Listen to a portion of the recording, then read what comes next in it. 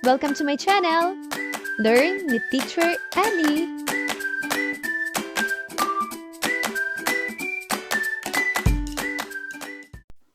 Grade 2, Revised K-12 Curriculum, Unang Termino, Good Manners and Right Conduct, Week 10, Day 1. Mga layunin, pagkatapos ng aralin, ang mga mag-aaral ay inaasahang nakakikilala ng mga tungkulin ng batang Pilipino sa pamayanan at natutukoy na ang mga sariling tungkulin ng batang Pilipino sa pamayanan ay makatutulong upang hubugin ang pagmamahal sa kanyang bayan na naipakikita ang pagiging masunurin. Mga bata, naaalala niyo pa ba ang ating superhero? Sino nga sila? Tama, sila sina Super 2. Sa huling linggo ng ating aralin, halina't lumipad muna pabalik sa ating mga nagdaang aralin at muling balikan ang inyong mga karapatan bilang bata. Tulungan natin silang hanapin ang mga kahon na nagpapahayag sa inyong mga karapatan bilang bata. Isulat sa iyong sagutang papel ang mga pangungusap na nagpapahayag ng iyong mga karapatan bilang bata.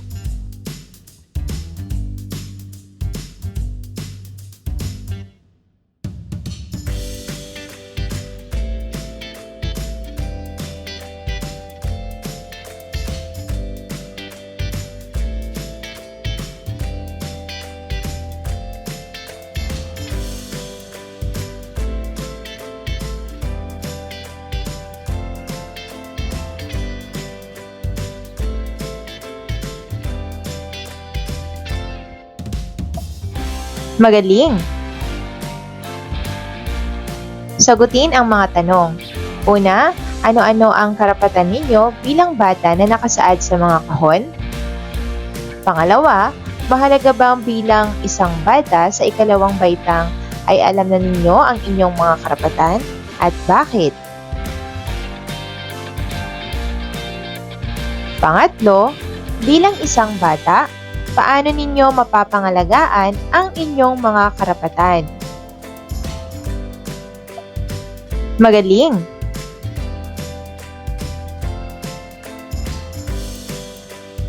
Laging tandaan na ang bawat karapatang inyong taglay bilang isang bata at mamamayang Pilipino ay laging may kaakibat na tungkulin.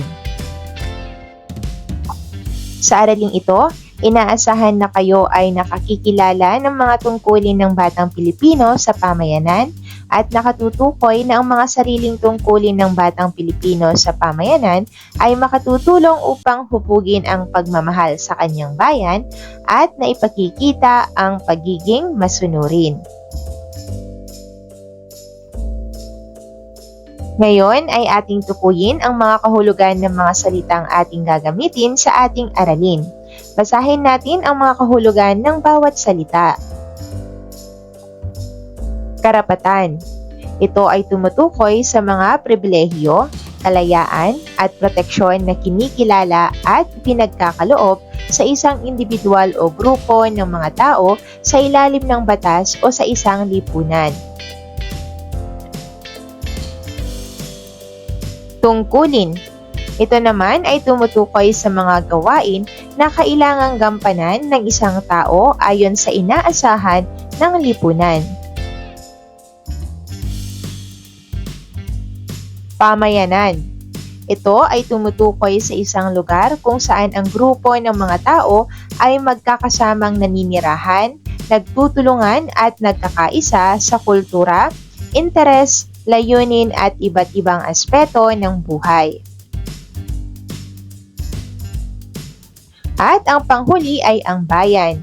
Ito ay tumutukoy sa pisikal na lugar. Magaling! Ating talakayin ang mga tungkulin ng batang Pilipino sa pamayanan. Sino sa inyo ang nakakaalam ng Panatang Makabayan? Maaari ba natin itong basahin at bigkasin ng sabay-sabay? Panatang Makabayan. Iniibig ko ang Pilipinas. aking lupang sinilangan. Tahanan ng aking lahi, kinukupkup ako at tinutulungang maging malakas, masipag at marangal. Dahil mahal ko ang Pilipinas, diringgin ko ang payo ng aking mga magulang. Susundin ko ang tuntunin ng paaralan. Tutuparin ko ang tungkulin ng mamamayang makabayan, naglilingkod, nag-aaral, at nagdarasal ng buong katapatan. Iaalay ko ang aking buhay, pangarap, pagsisikap sa bansang Pilipinas. Magaling!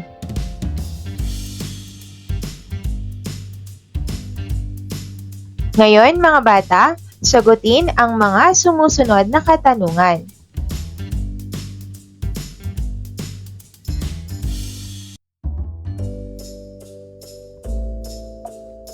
Magaling!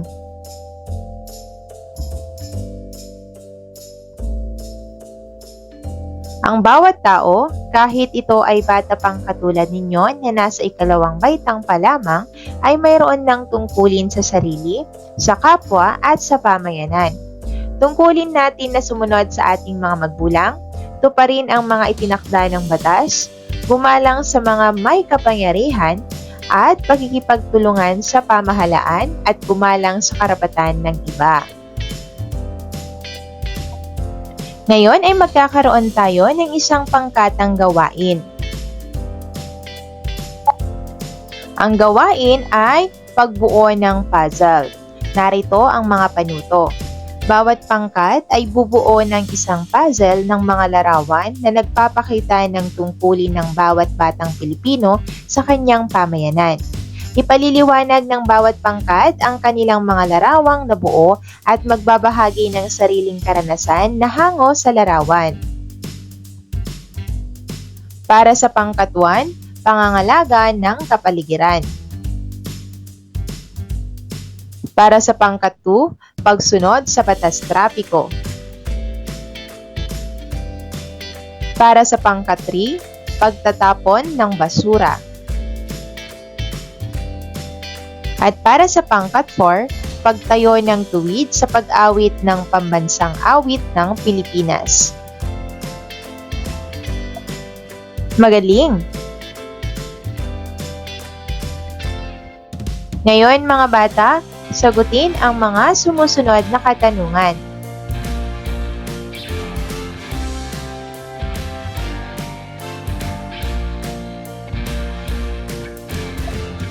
Magaling!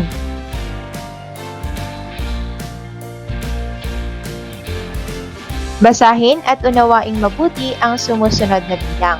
Isulat sa sagutang papel ang salitang tama kung ang pangungusap ay nagpapakita ng pagkilala sa tungkulin sa pamayanan ng isang batang katulad mo at mali kung hindi.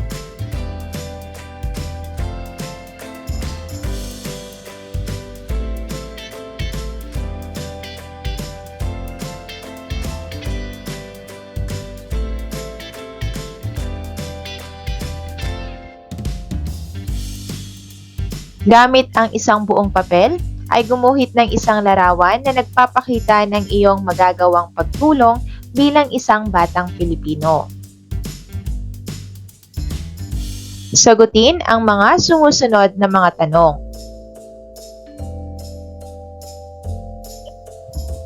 Ikalawang araw. Mga layunin. Pagkatapos ng aralin, ang mga mag-aaral ay inaasahang naiisa-isa ang mga tungkulin ng batang Pilipino sa pamayanang kanyang kinabibilangan at naipahayag na ang mga sariling tungkulin ng batang Pilipino sa pamayanan ay makatutulong upang hubugin ang pagmamahal sa kanyang bayan na naipakikita ang pagiging masunurin. Ngayon ay maglaro tayo.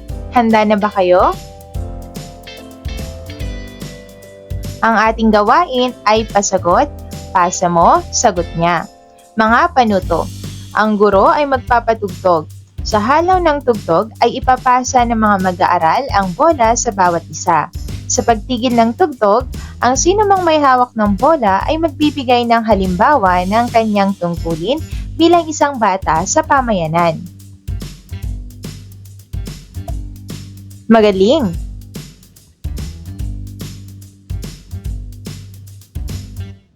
Sa aralin ito, inaasahan na kayo ay nakapag-iisa-isa ng mga tungkulin ng batang Pilipino sa pamayanang kanyang kinabibilangan at nakapagpapahayag ng mga sariling tungkulin ng batang Pilipino sa pamayanan na makatutulong upang hubugin ang pagmamahal sa kanyang bayan at naipakikita ang pagiging masunurin. Ngayon ay ating tukuyin ang mga kahulugan ng mga salitang ating gagamitin sa ating aralin. Basahin natin ang mga kahulugan ng bawat salita. Ginagampanan. Ito ay tumutukoy sa mga tungkulin, responsibilidad o papel na isinasagawa o tinutupad ng isang tao sa isang sitwasyon tulad ng trabaho, sa pamilya o sa komunidad. Iniingatan. Ito ay tumutukoy sa pag-aalaga, pagprotekta, at pagpapanatili ng isang bagay, tao o kalagayan upang maiwasang ito ay masira, mawala o mapahamak. Katandaan. Ito naman ay tumutukoy sa kalagayan ng pagiging matanda o ang yugto ng buhay ng isang tao na karaniwang nauugnay sa paglipas ng maraming taon at pagkakaroon ng maraming karanasan. Respeto. Ito ay tumutukoy sa pagpapahalaga, paggalang at pagkilala sa dignidad at karapatan ng isang tao, grupo o bagay. Magaling!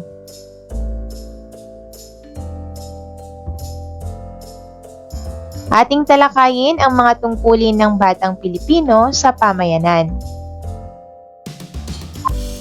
Ngayon ay tumula tayo. Handa na ba kayo? Ako sa aking pamayanan. Bilang isang bata sa pamayanan, aking tungkulin sa bahay sinisimulan. Pagwawalis ng bakuran, aking ginagampanan. Kalinisan aking laging pinangungunahan.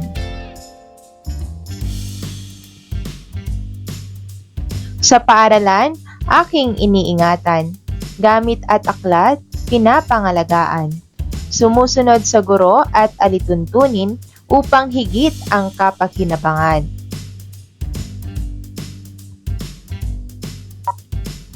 Ako'y magalang sa pamayanan. Po at opo, pagbati sa katandaan. Basura'y itinatapon sa tamang lagayan para masiguro tunay na kalinisan. Bilang isang tunay na makabayan, respeto sa watawat aking isa sa buhay. Simbolo ng wagas na pagkakaisa, lupang hinirang ay tinitindigan. Tungkulin man ay simple tingnan, ngunit mahalaga sa pamayanan.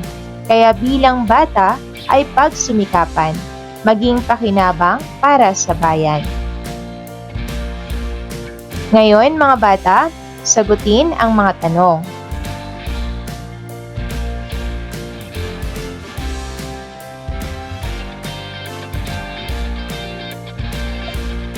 Magaling!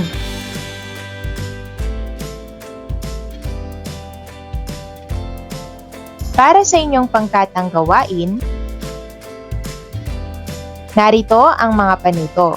Bigyang buhay ang mga bulaklak. Isulat sa bawat talutot nito ang ideyang hinihingi. Tumawag ng mag-aaral na magbabahagi ng kanyang sagot sa klase. Gamitin ang pamantayan sa pagmamarka ng gawain.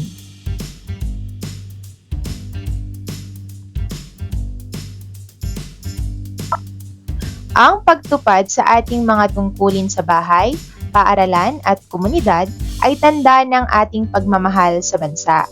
Bilang mga batang Pilipino, ang inyong gampanin sa ating bayan ay mahalaga para sa kinabukasan. Ito ay isang paraan upang maipakita natin ang ating pagmamahal sa bayan. Ngayon mga bata, sagutin ang mga tanong.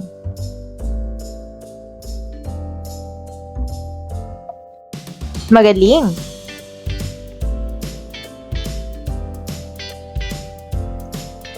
Sa itaas na parte ng sagutang papel, isulat ang tahanan, paaralan at komunidad na nakahanay. Isulat sa ibaba ng tamang hanay kung saan nabibilang ang mga tungkuling nakasaad sa ibaba. Maaaring maulit ang mga pangungusap sa ibang hanay.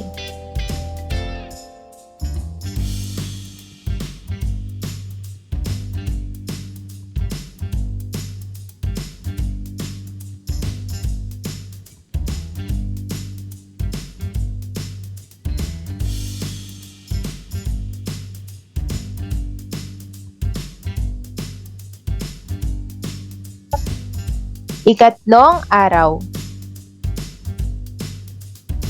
Mga layunin. Pagkatapos ng aralin, ang mga mag-aaral ay inaasahang natutukoy ang mga tungkulin ng batang Pilipino sa pamayanan at naipaliliwanag na ang mga sariling tungkulin ng batang Pilipino sa pamayanan ay makatutulong upang hubugin ang pagmamahal sa kanyang bayan na naipakikita ang pagiging masunurin. Ngayon ay maglaro tayo. Handa na ba kayo? Ang gawain ay talon at kendeng. Panuto, ang lahat ay tumayo. Tumalon ka kung ang babanggiting tungkulin ay kaya mong gawin bilang bata sa ikalawang baitang at kumendeng naman kung hindi.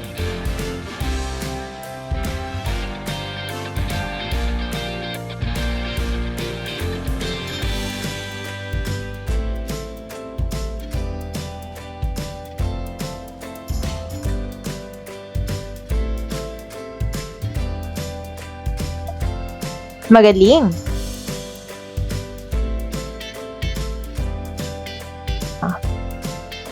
Sa araling ito, inaasahan na kayo ay nakatutukoy ng mga tungkulin ng batang Pilipino sa pamayanan at nakapagpapaliwanag na ang mga sariling tungkulin ng batang Pilipino sa pamayanan ay makatutulong upang hubugin ang pagmamahal sa kanyang bayan at naipakikita ang pagiging masunurin.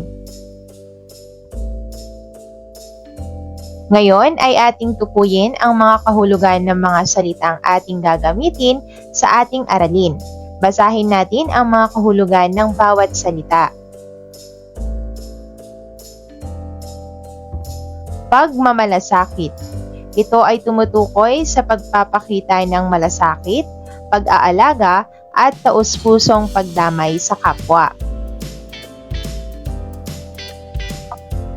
Regulasyon.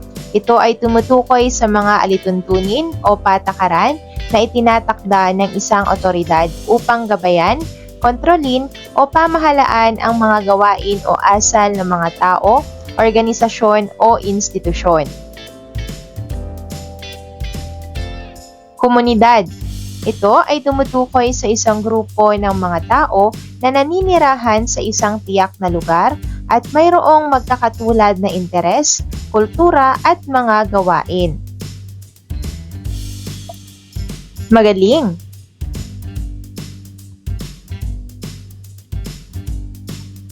Ating talakayin ang mga tungkulin ng batang Pilipino sa pamayanan. Ngayon ay magkakaroon tayo ng isang pangkatang pagbasa.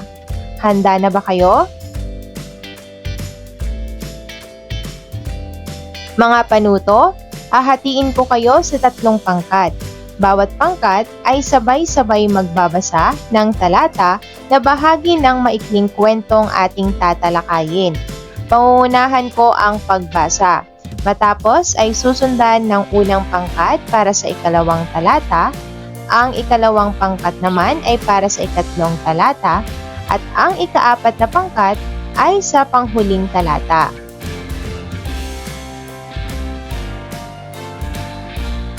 Ang batang Pilipino, masunurin at responsable.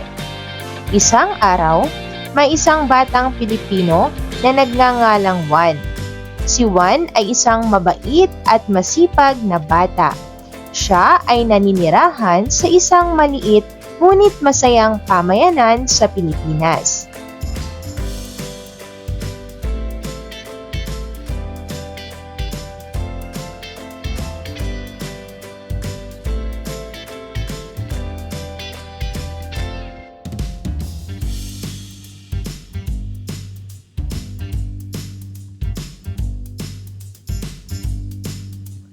Mga bata, sagutin ang mga tanong.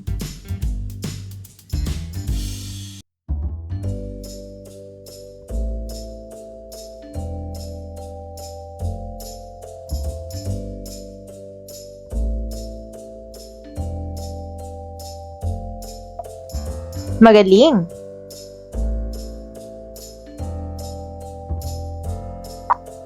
Katulad ni Juan sa binasang kwento, sa pamamagitan ng pagtupad sa mga tungkulin bilang isang batang Pilipino sa pamayanan, tayo ay nagpapakita ng pagmamahal sa ating bayan. Ang pagiging masunurin at responsable ay nagpapakita ng kahalagahan ng pagtupad sa mga tungkulin. Naniniwala ako na tayo ay magiging katulad ni Juan, isang huwarang mamamayan na nagmamahal sa kanyang bayan at handang tumulong sa pag-unlad ng kanyang pamayanan. Ngayon ay magkakaroon tayo ng isang pangkatang gawain. Mula sa binasang teksto ng bawat pangkat, pumili ng mga tungkuling isinakatuparan ni Juan at ipakita ito sa pamamagitan ng isang maikling dula.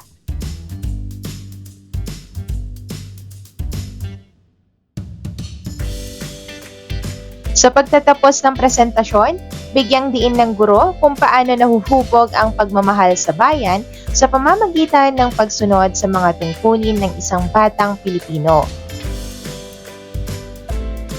Magaling!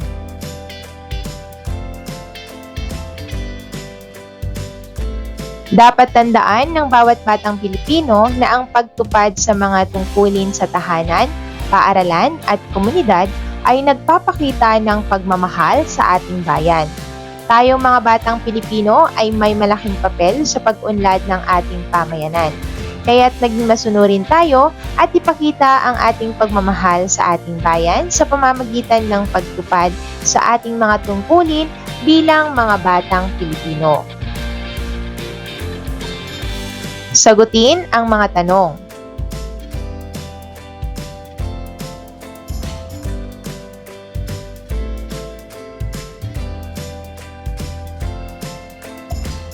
Magaling!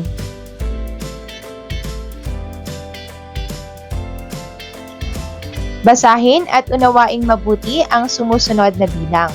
Iguhit sa sagutang papel ang masayang muka kung tama ang isinasaad ng pahayag at malungkot na muka kung hindi.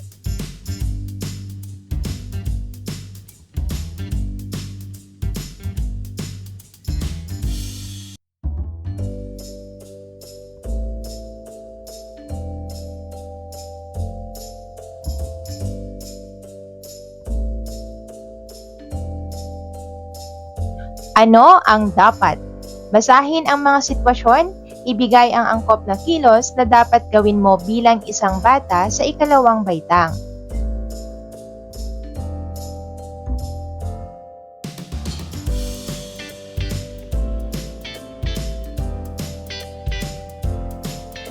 Ika-4 na araw. Mga layunin. Pagkatapos ng aralin, ang mga mag-aaral ay inaasahang nakakikilala ng mga tungkulin sa pamayanan ng batang Pilipino sa iba't ibang sitwasyon at naiuugnay na ang mga sariling tungkulin ng batang Pilipino sa pamayanan ay makatutulong upang hubugin ang pagmamahal sa kanyang bayan na ipakikita ang pagiging masunurin. Hanapin sa Hanay B ang angkop na kaugnay na tungkulin ng mga salita o parirala na nasa Hanay A. Pagtambalin ito sa pamamagitan ng pagsulat ng tamang titik sa sagutang papel.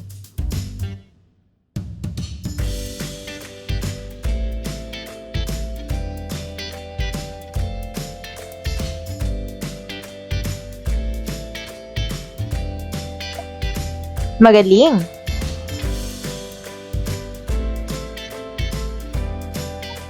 Sa araling ito, inaasahan na kayo ay nakakikilala ng mga tungkulin sa pamayanan ng batang Pilipino sa iba't ibang sitwasyon at nakapag-uugnay na ang mga sariling tungkulin ng batang Pilipino sa pamayanan ay makatutulong upang hubugin ang pagmamahal sa kanyang bayan at naipakikita ang pagiging masunurin.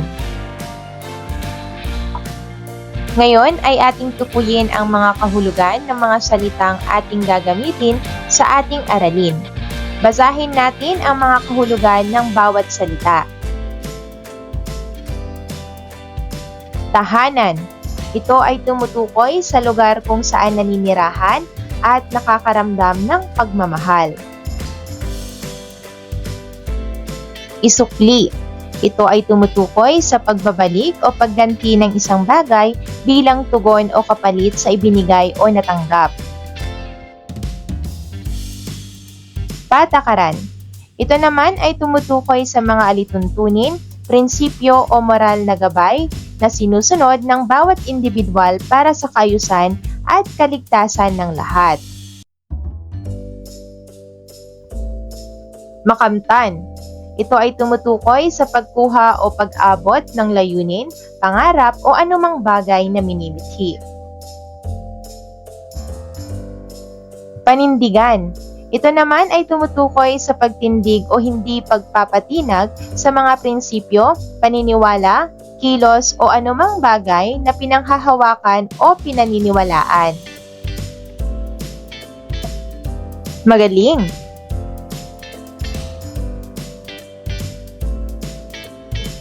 Ating talakayin ang mga tungkulin ng batang Pilipino sa pamayanan. Ngayon ay tumula tayo. Handa na ba kayo? Sa mata ng batang Pilipino, ang bayan ko'y mahal, ito'y aking tahanan. Bilang Pilipino, ako'y may tungkulin sa bayan. Dahil ang batang Pilipino dapat ay masunurin. Kaya't ano ang tungkulin na dapat kong gawin? Ako'y mag-aaral ng mabuti, upang sa bayan ay mayroong isukli. Susunod sa mga tuntunin at patakaran upang payapang bayan ay makamtan. Bilang batang Pilipino, tayo'y manindigan. Pagiging masunurin ay ating panindigan. Dahil dito, tayo'y magiging matagumpay. Pagmamahal sa bayan, atin ding maisasabuhay. Mga bata, sagutin ang mga tanong.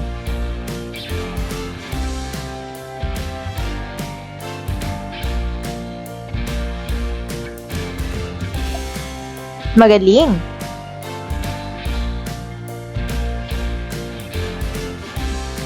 Ngayon, kayo ay magkakaroon ng isang pangkatang gawain.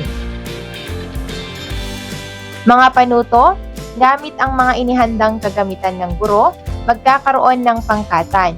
Kinakailangan na mabuo ang comics strip sa pamamagitan ng pagdidikit ng mga dialogo na akma sa bawat sitwasyong ibinigay ng guro.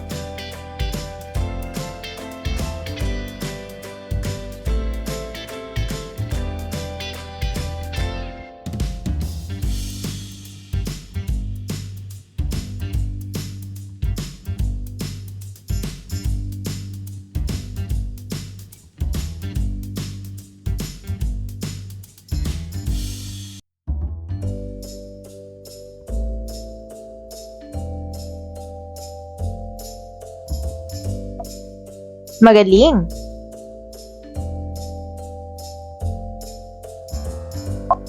Ngayon naman ay sagutin ang mga tanong.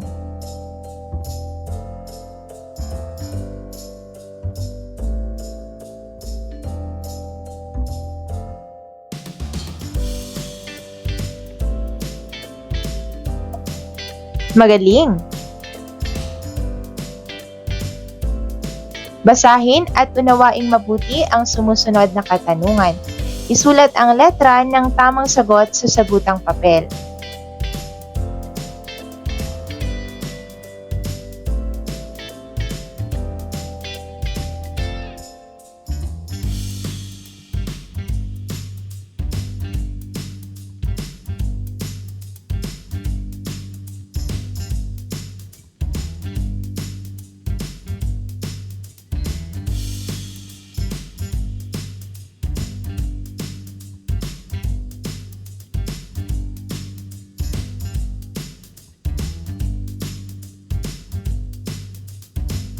Mahusay mga bata!